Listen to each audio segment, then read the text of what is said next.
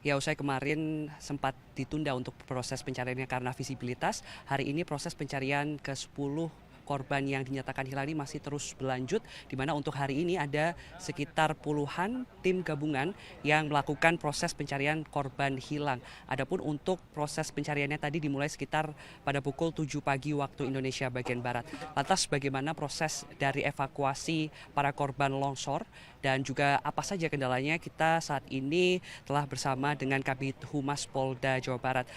Dan mungkin bisa diceritakan apa saja sebetulnya kendala yang dilakukan pada hari ini untuk proses evakuasi dan berapa tim yang dilibatkan untuk proses evakuasi pada hari ini.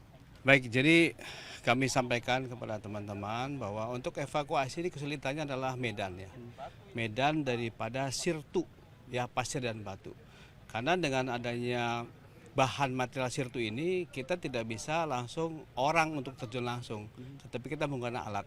Alhamdulillah peralatan ini juga sudah kita datangkan, ada kurang lebih tadi ada 5 eksavator dan 2 dam doser ya. Tetapi untuk saat ini itu kesulitan kita sudah kita cukupi lah dengan peralatan kita ya, tetapi ya alhamdulillah ya, tetapi kita masih ada kesulitan kendalanya ini. Untuk yang korban yang kita dapatkan data kurang lebih tadi ada 11, tetapi ada satu yang double nama ini belum kita dapatkan. Ini kesulitan kita. Ketika nanti ini sudah ada, nanti kita informasikan lebih lanjut ya.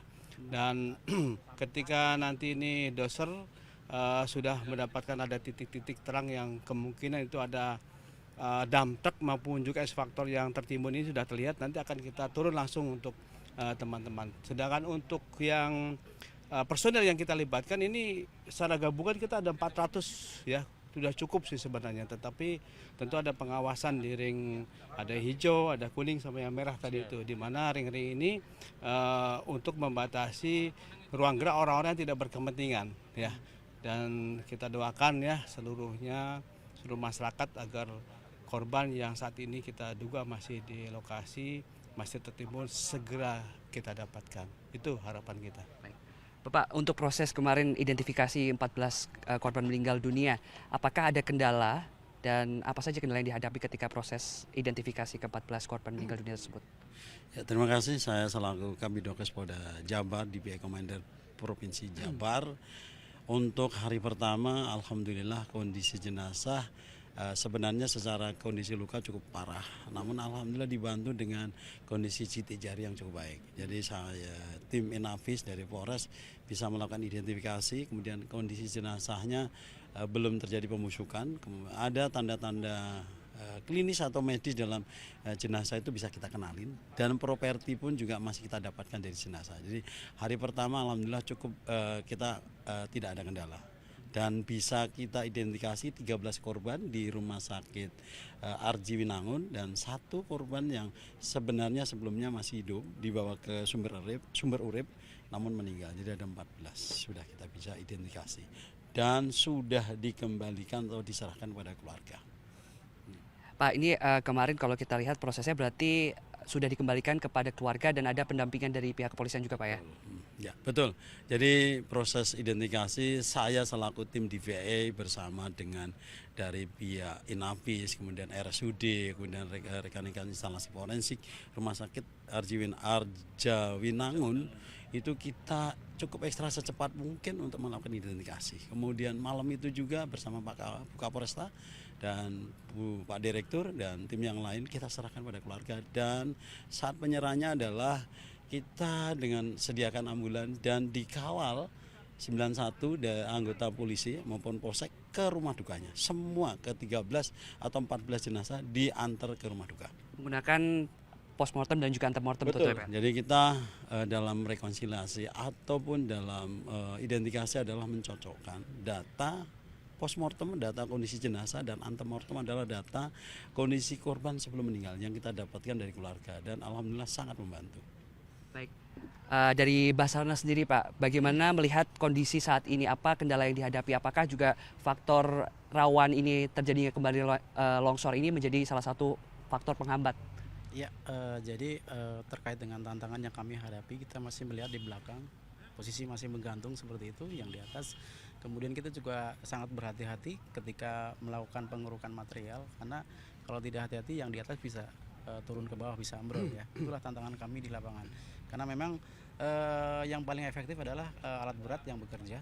Ya, namun demikian untuk teman-teman operator alat berat kita tempatkan beberapa safety officer yang tugasnya untuk melihat atau potensi ada bahaya longsor susulan. Jadi nanti bisa diberitahukan ketika ada potensi bahaya susulan longsor. Alat-alat apa saja yang digunakan untuk proses evakuasi ini, Pak? Apakah ada alat-alat khusus yang digunakan? Alat khusus memang kami sudah siapkan beberapa alat ekstrikasi. Nanti ketika mungkin ada penemuan korban yang terjepit, kita bisa gunakan alat ekstrikasi untuk memotong bagian-bagian mungkin kendaraan ataupun mungkin alat berat yang masih tertimbun, seperti itu. Baik, Bapak, ini kan melihat di sini banyak warga yang berkumpul gitu. Ada himbauan khusus nggak untuk warga tidak mendekat ke lokasi ini karena memang cukup berbahaya, Pak? Betul, Mas. Tentunya untuk himbauan ini kita juga sudah sosialisasikan dan mulai terhitung hari ini kita juga sudah membentuk 3 zona, Mas. Seperti yang sampaikan tadi, zona merah, zona kuning, dan zona hijau. Artinya zona merah ini digunakan batasan-batasan pekerja, baik itu yang operator yang mencari jenazah yang ada di reruntuhan. Sedangkan untuk yang zona kuning ini adalah zona yang kita gunakan untuk posko. Ini juga terbatas juga untuk masyarakat sipil.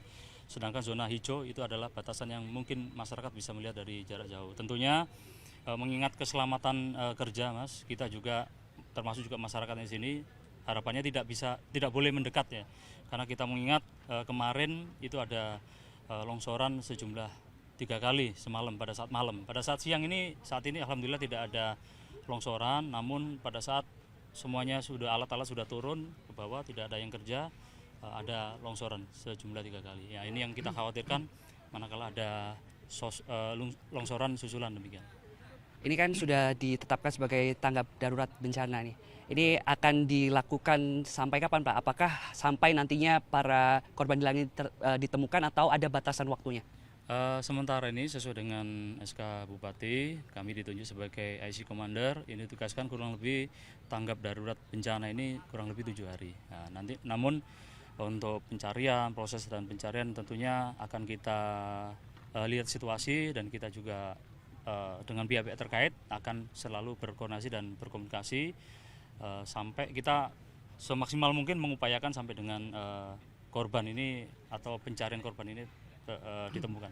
Demikian. Baik, terima kasih Bapak-Bapak atas waktunya, terima kasih atas dedikasinya, dan selamat bertugas kembali. Ya, itu tadi percakapan saya dengan para petugas yang melakukan proses evakuasi. Memang tidak mudah karena banyak tantangannya, selain adanya bahaya longsor susulan dan juga ditemukan sejumlah kendala-kendala yang dihadapi oleh para petugas. Dari Cirebon, Jawa Barat, Kurnia Amal, Ahmad Hilman melaporkan.